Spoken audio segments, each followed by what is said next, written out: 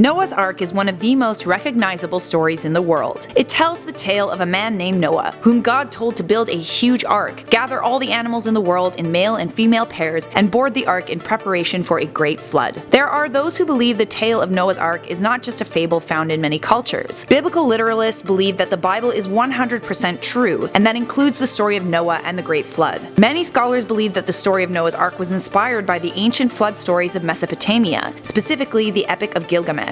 There are some archaeologists who say that there's evidence to suggest that there may have been a great flood right around the time that Noah was said to have built the ark. Of course, this is a story in the Bible we're talking about, so there are many skeptics who say the ark was nothing more than a story, a metaphor for faith, struggle, and triumph. The question has puzzled scholars and scientists for centuries. Is the story of Noah's Ark simply an allegorical metaphor, or could it have been an actual boat? There have been quite a few expeditions that claim to have found evidence of the ark, which we will discuss in this video. There have also been scientists and archaeologists who claim they found evidence of a great flood. If Noah's Ark wasn't just a story, then surely there has to be evidence that proves the ark was a real boat. Today, Life's Biggest Questions asks, what happened to Noah's Ark? Hello and welcome back to Life's Biggest Questions, the channel that asks the fundamental questions of life. I'm your host, Charlotte Dobre. Before I get into this video, this is just a friendly reminder to show this channel some love by leaving a thumbs up, subscribing, and letting us know in the comments below a question you have always wanted to know the answer to. As a way to increase involvement in the Life's Biggest Questions community, the hosts respond to users' comments at the end of the video, so make sure you stick around until the end to see if your comment got featured. Alright, let's get into this question. First, a brief history of Noah's Ark. In the Old Testament, or the Hebrew Bible, in the story of the Genesis flood in Genesis 8:4, God plans to purge the world of sin. Noah had 3 children. He was also apparently about to celebrate his 600th birthday. This isn't an unusual statement in Genesis. In the early chapters, there are accounts of people living to be 700 or 800 years old, but the numbers are not real. They are mythic numbers that some experts believe are meant to reinforce the mystery of the text. God says that he will spare Noah, his family, and all the world's animals who are innocent of sin from a devastating flood that will engulf the entire world. God made the flood due to his regret over how great the wickedness of the human race had become on earth. God gave Noah instructions for building the ark, which was 300 Egyptian cubits in length, 50 cubits in width, and 30 cubits in height, which translates to 450 feet by 75 feet by 45 feet. 7 days before the flood, God told Noah to board the ark with his family and the animals he had gathered. The devastating flood comes to purge the earth, and the ark stays afloat for 150 days. Legend has it, as the waters receded, the ark ended up on the mountains of Ararat. The actual location of the mountains of Ararat is in the eastern Anatolia region of Turkey, between the provinces of Agri and Igdir, near the Iranian and Armenian borders. Noah's Ark and its final resting place is not only mentioned in the Bible, other separate sources speak of it. For example, the famous explorer Marco Polo spoke of Noah's Ark in his book, The Travels of Marco Polo. He wrote, "In the heart of the Armenian mountain range, the mountain range is shaped like a cube, or cup, on which Noah's Ark is said to have rested, whence it is called the Mountain of Noah's Ark." The story of Noah's Ark is not only in the Hebrew Bible. There's also a version of it in the Quran, and there's also mention of a similar story in ancient Mesopotamian text, like in the Epic of Gilgamesh, a Mesopotamian flood story that was passed down centuries before the Bible even existed. In this story, the gods sent a flood to wipe out the humans. The gods chose one man to survive the flood. He built a boat and put all the animals on it, and following the flood, he ends up on a mountain. Pretty strikingly similar if you ask me. Alright, so what about the whole Great Flood thing? Did it actually happen? Surely there has to be scientific evidence for a great flood. Well, interestingly, the story of a great flood exists in many different cultures around the world. Sumerians had their own version, found in the Epic of Zusudra. There are tales of a flood myth that originate in China and India,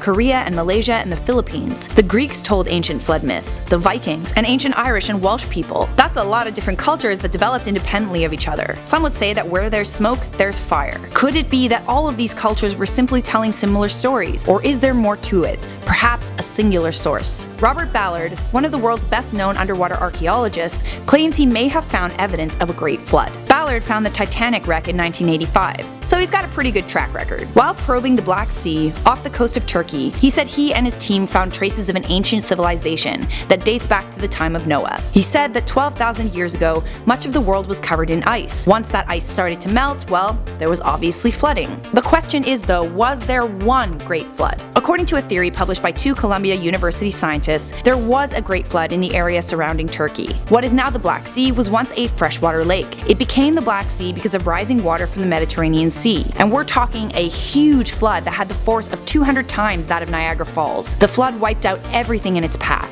Up to 150,000 square kilometers of land went under. The evidence for this flood is an ancient shoreline that was found 400 feet below sea level. Carbon dating of shells put the flood at around 5000 BC, the time when many believe the Great Flood took place. Perhaps the Great Flood was not a flood that enveloped the entire world, but simply took place in the region where Noah was said to have lived. We experience floods in modern day. Why couldn't Noah have experienced a flood thousands of years ago? So now that you know that a Great Flood could have happened, what about the Ark? Is there any evidence of the Ark being found? There have been many attempts to find Noah's Ark. The first recorded search was 275 to 339 CE, up until present day. Expeditions and searches have taken place throughout history. Furthermore, there have also been people who have claimed to have found Noah's Ark over the years. In eastern Turkey, a boat-like formation was exposed after heavy rainfalls and earthquakes in 1948. Turkish Army Captain İlhan Durupanar identified the formation in an aerial photo during a NATO mapping mission in 1959. Photographs of the formation were published in Life magazine in 1960. According to the article, the shape looked like the hull of a ship. One end was pointed, as you would expect, from bow, and the opposite was blunt, like stern. The distance from bow to stern was 300 Egyptian cubits, or 515 feet. The average width was 50 cubits. These were the exact measurements of the Ark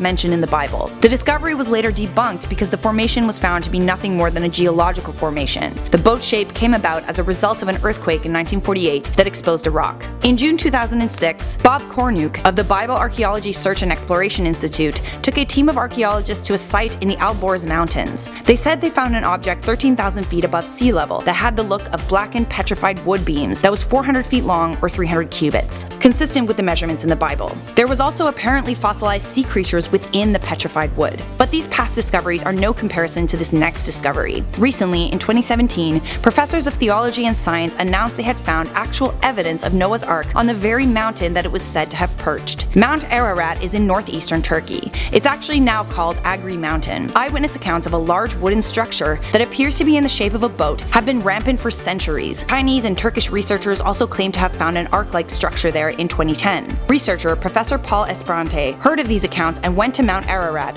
with a team of 108 researchers. They announced they were 99% sure they had found Noah's Ark. Near the peak of the mountain, they found 7 large wooden compartments buried at 13,000 feet above sea level. How crazy is that? Why was there a gigantic wooden structure right on the top of Mount Ararat, the tallest peak in Turkey, and the exact place the Bible said was the Ark's final resting place? And to make matters even more amazing, radiocarbon dated wood from the site puts the wooden structure at 4,800 years old, which coincides roughly with the time of the Great Flood in the book of Genesis. Mind officially blown. The researchers presented their evidence at the International Symposium of Mount Ararat, Noah's Ark in Agri. Of course, like with any discovery, there are skeptics. It's hard for many to believe that the wood from the Ark could have survived thousands of years following a flood. Other skeptics say the Ark, if it had actually existed, must have been torn apart and used for building materials. Regardless, the Turkish government plans to turn the site into a heritage site on the UNESCO World Heritage List, which is a title given to places of cultural significance. So what does science have to say about the story of Noah's Ark? Unfortunately, there's no scientific evidence that there was a global catastrophic flood. That doesn't mean that a flood in the area didn't take place. It just means there's no evidence of a global catastrophic flood that God told Noah to prepare the Ark for. Furthermore, and this goes without saying, how is it even possible for all the animals on Earth to live on an ark together for 150 days without eating each other? I know y'all have seen Life of Pi. Until further evidence is discovered, Noah's Ark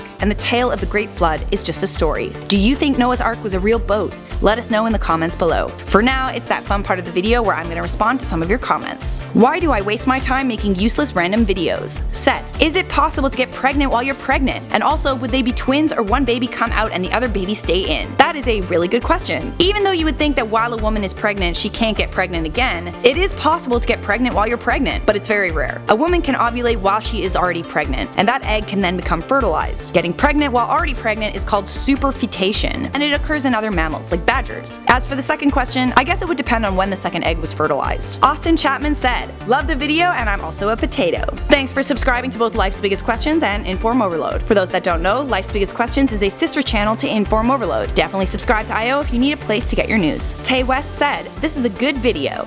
Hey, thanks Tay. Glad you like our content. Christian Hernandez said, I feel smarter every time I watch your videos. Oh, that's just precious. I guess we're doing something right. Master Momo said, what if Canada was real? As we are based in Canada and we are currently recording this video in Toronto, I am fairly certain that Canada is real. Stingray said, does everyone deserve a second chance? Depends on what that person did, but I would say yes, everyone deserves a second chance. Thank you for watching Life's Biggest Questions. If you enjoyed this video, don't forget to show this channel some love by hitting the thumbs up, subscribing, and turning on notifications by clicking the bell. Do you want to go on a Life's Biggest Question binge? Of course you do. Well, we put together a nifty playlist that's clickable on the screen right now. That is all for this video. Thanks for watching Life's Biggest Questions.